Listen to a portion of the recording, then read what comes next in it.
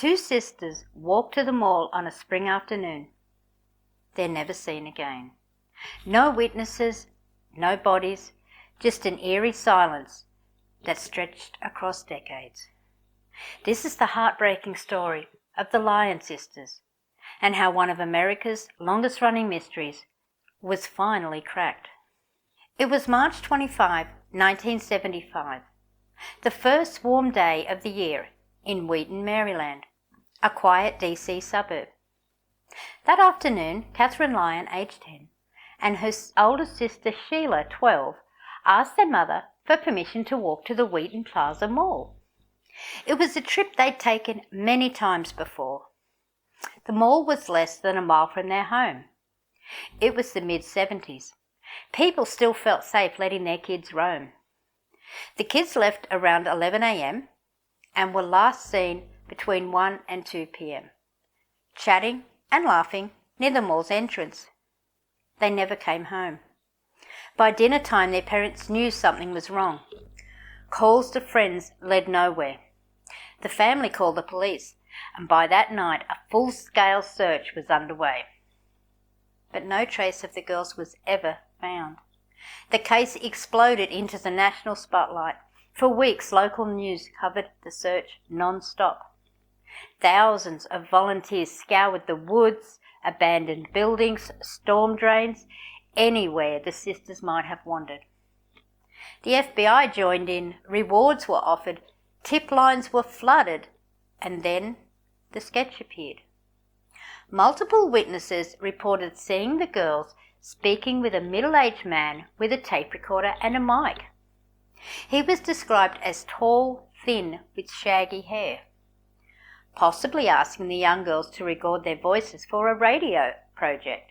Police released a sketch. He became known as the tape recorder man. But despite leads, interviews and composite drawings, the trail went cold. Years passed. The case haunted Montgomery County like a ghost. The Lyon family refused to give up hope. But their daughters had seemingly vanished without a trace. And then came the whispers. Over the years, investigators quietly compiled a list of potential suspects. Some known predators, some locals with strange stories. One name stood out clearly, Lloyd Welch. In 1975, Welch was just 18. He was interviewed by police shortly after the disappearance because he had been hanging around the mall that day. He even claimed to have seen the girls being forced into a car, but his story didn't add up. He changed his account multiple times, and the police eventually dismissed him as a wannabe witness, seeking attention. That was a mistake. In 2013, nearly 4 decades later, Montgomery County detectives re-examined the case with fresh eyes.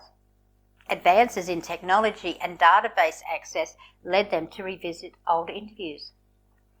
Welch's file stood out. Now in prison in Delaware for child molestation, Welch had a long history of sexual abuse allegations. When investigators looked closer, they found inconsistencies in his 1975 statement. They decided to question him again. Over multiple interviews, Welch's stories unravelled. He went from being a witness to being part of the crime. He eventually confessed that he had helped transport the bodies of 2 young girls from Maryland to his family property in Bedford County, Virginia. He implicated other members of his family, including an uncle known for violence and abuse. Investigators searched the Virginia property where Welch claimed the bodies were taken. Cadaver dogs hit in on specific areas. Bone fragments were recovered from a burn pit, but they were too damaged to yield a DNA match. Still, the circumstantial evidence was overwhelming. In 2017, more than 40 years after the disappearance, Lloyd Welch pled guilty to 2 counts of felony murder in connection to the Lyon sisters' deaths. As part of the plea, he received a 48-year sentence, ensuring he would die in prison. He never gave a full confession. He never explained exactly what happened. The Lyon family never got to bury their daughters. but for the first time in 4 decades, they had something resembling closure. The case of Katherine and Sheila Lyon is one of the most haunting in American history.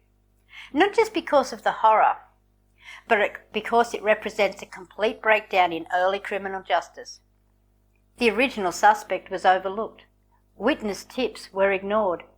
Evidence was lost, and a family lived with silence for 42 years. This case also exposed how intergenerational abuse and silence can hide monsters in plain sight. Welch's entire family had a long, ugly history.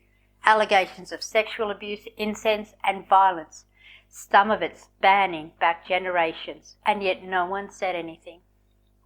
The Lyon Sisters case has since become a landmark in cold case investigations. It's a chilling reminder that some killers aren't strangers in the night. They're the people already circling your life. So what really happened that day? According to investigators, the most likely scenario is this. Lloyd Welch spotted the girls at the mall and lured them into his uncle's car. They were taken to his family's property where they were assaulted and murdered. Their bodies were likely burned or otherwise destroyed. Welch played a role, but he wasn't alone. It's a theory backed by witness statements, timelines, and Welch's own partial admissions. But the truth, the full truth, still locked away in a prison cell or buried in Virginia soil. Katherine was 10 and Sheila was 12. They went to a mall on a sunny day and they never came home.